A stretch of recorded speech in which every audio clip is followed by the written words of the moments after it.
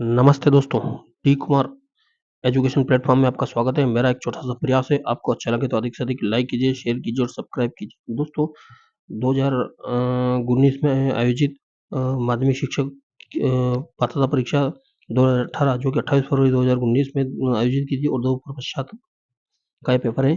इसको हम पिछले एक वीडियो में हमने 10 क्वेश्चन देखे हैं। आज के वीडियो में आगे के क्वेश्चन देखते हैं दोस्तों।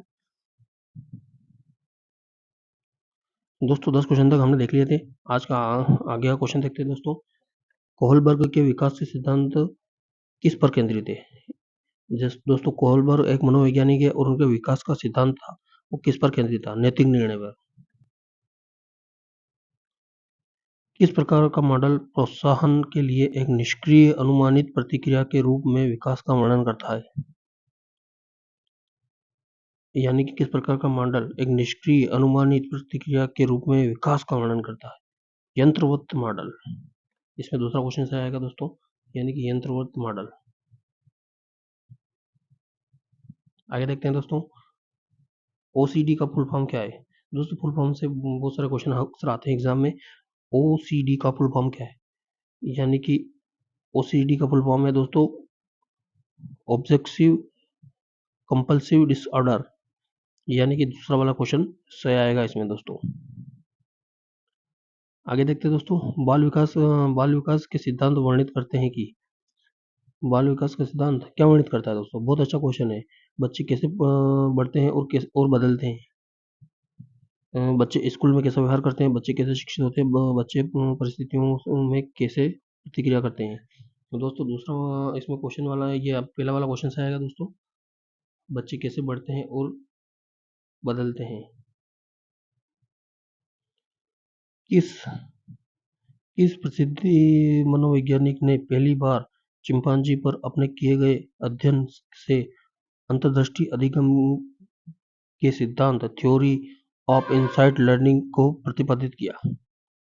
दोस्तों किस मनोवैज्ञानिक पहली बार चिंपांजी, यानी चिंपांजी एक जानवर है दोस्तों, पर अपने किए गए अध्ययन पर अंतर्दृष्टि अधिगम, कौन सा अंतर्दृष्टि चिंपांजी पर अध्ययन किया और कौन सा करा दोस्तों? अंतर्दृष्टि अधिगम सिद्धांत थ्योरी ऑफ इनसाइट लर्निंग को प्रतिपादित किया? गोल्फगैंग कोहलर, यानी कि कोहलर के नाम से प्रसिद्ध है दोस्तों ये, जिनने चिंपांजी पर अध्ययन किया दोस्तों। निम्नलिखित में से कौन सा एक बुद्धि परीक्षण है? यानी कि बीमेट कामत परीक्षण, जो कि एक बुद्धि परीक्षण है। निम्नलिखित में से कौन सा एक प्रकार का तर्क नहीं है? यानी कि तर्क नहीं है अंत्यारोपण तर्क, ये एक प्रकार का तर्क नहीं है दोस्तों। निम्नलिखित में से कौन सा एक गेटवे ड्रग्स नहीं है? कोकीन।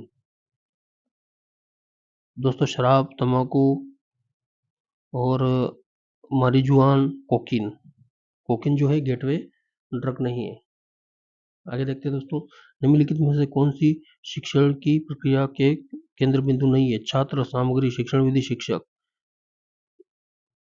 शिक्षण विधि जो कि है निम्नलिखित में से कौन सी शिक्षण की प्रक्रिया के केंद्र बिंदु नहीं है? शिक्षण विधि केंद्र बिंदु नहीं है, जबकि छात्र है, सामग्री है, शिक्षण है। आगे देखते हैं दोस्तों, निम्नलिखित में से कौन सा एच डी ADHD का लक्षण है? अति सक्रियता। आगे देखते हैं दोस्तों, थोड़ा सा इसमें थोड़ा लेंदी वीडियो जाएगा दोस्तों। ये वाइगोत्स्की की भाषा का सिद्धांत अधिगम के सिद्धांत पर आधारित है, रचनावादी। दोस्तों यहाँ याद रखने योग्य बातें हैं। वाइगोत्स्की जो कि मनोवैज्ञानिक है, उनका भाषा का सिद्धांत अधिगम के किस सिद्धांत पर आधारित है? यानी कि रचनावादी। आगे देखते हैं दोस्तों, कई तरीकों से एक तरीका है जिसके माध्यम से संस्कृति विकास को प्रभावित करता है। भाषा कई तरीकों में से एक तरीका है जिसके माध्यम से संस्कृति विकास को प्रभावित करती है। यानी कि भाषा आएगा दोस्तों यहाँ। आगे देखते हैं दोस्तों, का अध्ययन व्यक्तित्व व सामाजिक विकास के अंतर्गत किया जाता है। आत्म केंद्रित व्यवहार का अध्ययन व्यक्तित्व एवं सामाजिक विकास के अंतर्गत किया जाता है। दोस्तों आत्म केंद्रित व्यवहार आएगा, स्मृति प्रक्रिया भी नहीं आएगी, उदाहरणात्मक तीक्ष्णता भी नहीं आएगी और समय से पूर्वजन्म नहीं आएगा। आत्म केंद्रित अध्ययन आएगा दोस्तों। शिक्षा के वैज्ञानिक जांच अधिगम का सिद्धांत है। शिक्षा के वैज्ञानिक जांच अधिगम का उद्देश्य है दोस्तों वैज्ञानिक साक्षरता का निर्माण करने के लिए, वैज्ञानिक साक्षरता का निर्माण करने के लिए। छात्र की अपेक्षाओं को पूरा करने के उनके अधिगम की क्षमता में वृद्धि होगी। यह कार्य निम्न में से कौन सा हिस्सा बन जाता है? अधिगम के लिए आकलन। जब सामाजिक मूल्यों और मान्यताओं को जानबूझकर किसी व्यक्ति में परिवर्तित कर दिया जाता है तो उसे पुनः सामाजिकरण कहते हैं। दोस्तों इसमें थोड़ा देखना पड़ेगा। जब सामाजिक मूल्यों और मान्यताओं को जानबूझकर किसी व्यक्ति में परिवर्तन किया जाता है उसे पुनः सामाजिक परिवर्तन कहते हैं। यानी कि एक बार नहीं, पुनः सामाजिक परिवर्तन कहते हैं दोस्तों।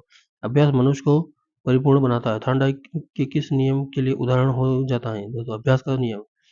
दोस्तों यहाँ नाम से ही नियम है दोस्तों, अभ्यास का नियम। थॉर्नडाइक मनुष्य को परिपूर्ण बनाता है। प्रेरणा का अनुक्रम सिद्धांत है, इनके द्वारा प्रतिपादित किया जाता था। दोस्तों अब्राहम रोहाल्ड मास्को। प्रेरणा का अनुक्रम सिद्धांत इनके द्वारा प्रतिपादित किया गया। अनुक्रम रोहाल्ड मास्को। दोस्तों मर्सिया के किस प्रकार की भी पहचान की स्थिति को एक दशा द्वारा पहचाना जाता है जिससे प्रतिपादित आती है? पहचान उपलब्धता। आज का लास्ट क्वेश्चन है दोस्तों, किसी विशिष्ट उद्देश्य, निश्चित अवधि और स्थान के बिना अधिग्रहित शिक्षा को क्या कहा जाता है? अनौपचारिक शिक्षा। 30वां बहुत अच्छा क्वेश्चन है दोस्तों, किसी विशिष्ट उद्देश्य जिसका कोई उद्देश्य नहीं है, निश्चित अवधि जिसकी कोई निश्चित अवधि नहीं, और स्थान के बिना जिसका कोई निश्चित स्थान नहीं है, अधिग्रहित शिक्षा को कहा जाता है अनौपचारिक शिक्षा, जिसका कोई उपचार नहीं है दोस्तों। दोस्तों मेरा एक छोटा सा प्रयास था, आपको अच्छा लगे तो एक शेयर बनता है दोस्तों। अपने बड़े बड़े यूट्यूबर चैनल को तो शेयर करा ही होगा, लेकिन एक छोटा सा प्रयास है मेरा भी, इसको भी सब्सक्राइब कीजिए दोस्तों, और लाइक कीजिए, और सब्सक्राइब कीजिए, शेयर कीजिए और लाइक कीजिए दोस्तों। भगवान आपको खुश रखे। धन्यवाद दोस्तों।